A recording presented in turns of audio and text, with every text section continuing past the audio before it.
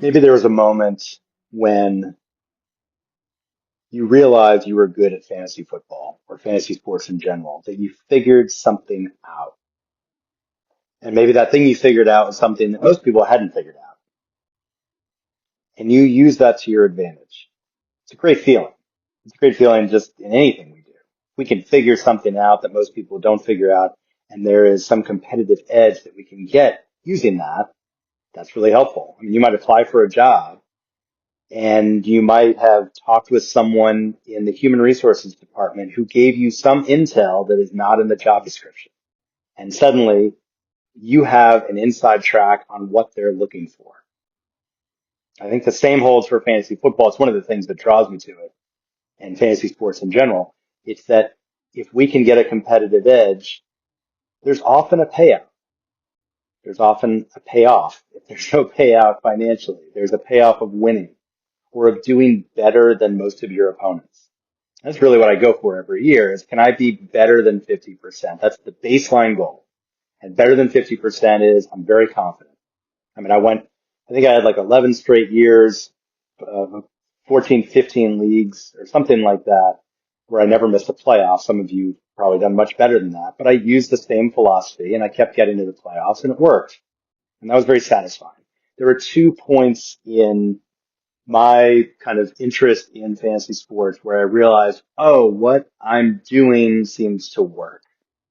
And the first time was when I was bored at work in 2003, and I signed up for a Sporting News global fantasy contest. It was basically you get to make transactions in fantasy baseball every day. You get up to 100 transactions. It's half a season through the All-Star break, and the players' values go up or down depending on how many people rush to invest in them and or divest in them. And I was reading the rules and trying to figure out, all right, how do I do well with this?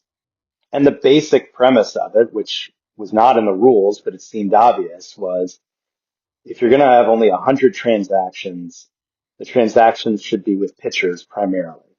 That if you're starting to make transactions with hitters, you're not getting the biggest bang for your buck. That rolling through pitchers every day, because you have to wait 5, 6, sometimes 7 days before they pitch again, was the clear competitive advantage that I would have over some percentage of people who really didn't see it that way. And then from there were other competitive advantages, but that was kind of the overarching, I think I can finish in the top 50% just doing that. I ended up winning the whole thing. It was out of over 330,000 people.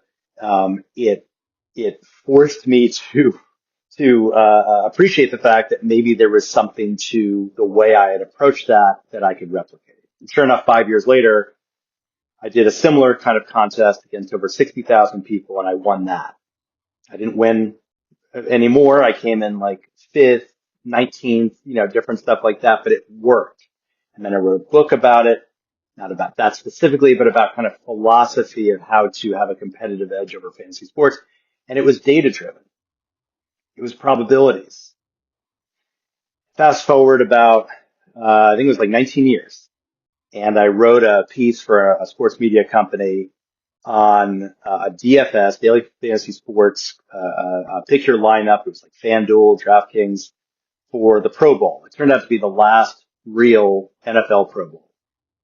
And I was trying to figure out, all right, if you're going to have a DFS lineup that might have quarterbacks, running backs, wide receivers, tight ends, is there some competitive edge other than just, hey, Tyreek Hill is good, start him. And what I found was, it's pretty interesting. I looked back at other Pro Bowls to see kind of it was pretty obvious stuff. I mean, this wasn't brain surgery, and that's what I try to tell readers on my blog all the time. This isn't like I know something that no one else knows or that I'm gathering stuff that no one else can gather. We all have access to that HR director. We can all call that person and ask them what they're looking for in an employee. I'm just trying to figure out, how do I get a competitive edge? And the competitive edge was, I looked back at previous 5 Pro Bowls at wide receivers and tight ends and found that wide receivers had caught 12 TD passes and tight ends had caught 11. So, a little over 2.2, 2.4 receiving touchdowns per game, respectively, for those two positions. And then in terms of big yardage, let's say 70 yards, that 9 wide receivers had hit 70 plus yards and 6 tight ends had hit 70 plus yards. That was interesting. It became more interesting when I looked at quarterbacks and running backs, because quarterbacks were a crapshoot. A lot of them didn't run, even if they were run-heavy quarterbacks, for good reason. Why get hurt in a Pro Bowl game? Um, and they would throw maybe 8 to 12 times. So you're rolling the dice on those throws because you're not getting as much on that throw as a wide receiver would get on that reception. So if you're going with a quarterback in DFS, often or sometimes more expensive than a typical wide receiver or tight end, you're not getting the same kind of big play points that you would get for the other guys on the same play. 40-yard touchdown pass to a receiver, more points than a 40-yard touchdown pass from a quarterback. Running backs was even more interesting. Most running backs didn't earn more than 4 to 6 touches in a game, then they would cycle out and go to the next running back. And what really threw me, it was that the only running back in the previous several years who had gotten 10 plus fantasy points was fullback Anthony Sherman. And I just thought, okay, well, that's my strategy then. My strategy is wide receivers and tight ends. That's what I'm going to write about. I'm going to explain why I'm writing about those, why we need to lean into those. Who knows which wide receivers and tight ends are actually going to get the receptions and get the touchdowns, because it's the Pro Bowl. I mean, it's not like you have, starters and bench players. It's totally different. But at least I had narrowed down the pool of the highest probability impact performers. That was the goal. I now have a smaller pool to work with. So I recommended Tyreek Hill, Travis Kelce, Mark Andrews, Deebo Samuel, Justin Jefferson, Mike Evans. So of all the pool, of all the players, let's say there were roughly 30 to choose from, 35, 40, I don't remember the exact number. I narrowed it down to 6 who I thought had the highest probability of a big game. Several of those guys were busts. I mean, because several of those guys and didn't do anything, and other guys on the team didn't do anything. It was just a crapshoot. But Mike Evans had a big day. One of my guys that I recommended had, I think it was, I'm trying to remember, it was like 70 yards and a touchdown or something like that. It was what I was hoping to see out of a player like that. And I had one other, pretty good performer out of that. The biggest one was, I think Justin Jefferson did pretty well. I think it was like 5 yards, 50 yards, 5 catches, 50 yards, something like that, which for the Pro Bowl was good.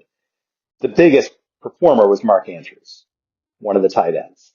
And it was 5 catches, like 80 yards, maybe, and 2 scores. If you started Mark Andrews and you played in a 50-50 DFS for the Pro Bowl, you were going to win no matter who else you put in. So I had the 2 best tight ends and 4 really good receivers that fit the budget. And I rolled with those, and you'd win a 50-50, and you were going to win, top 22%, whatever you needed if you played in a tournament, because you had basically the 2 top performers in that, or 2 of the top 3 in that Pro Bowl. And there were so many busts in that Pro Bowl that having 2 of the best or 2 of the 3 best was all you needed. So my philosophy, my approach to all of this, and those who read my blog, I think understand this, is look at historical data, assess whether that historical data actually means something in the modern NFL, actually ties in with what we might expect in today's game. Look at the players and try to understand their situation, their age, their injury risk, and who they're playing with, and formulate some high probability decision on whether to start them. That is what this whole thing is about. It is not, like I said, this crazy, advanced thinking. I just have a very honed approach to this, and I keep using it. So over the next few months, I'm going to be producing podcasts that all tie back to that. Same thing as my blog, but with slightly different information, different perspectives on players that I'm not necessarily presenting on the page. They're quick hit. They're on a player. They're on a stat. They're on a game. Something that most of the market is not paying attention to, or most of the market doesn't know to pay attention to.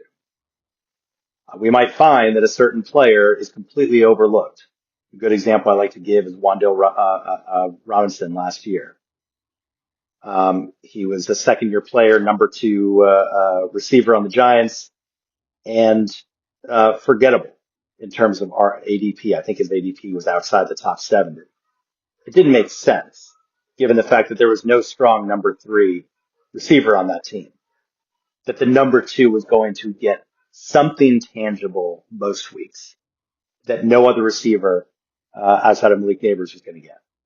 So that's the kind of thinking. It's spotting what other people are not spotting and presenting that and saying, this may not happen, but if you're going to flip a coin, I would say it's better than a coin flip. It's 60, 70, 80% chance. And that's what we're looking for to get a competitive edge.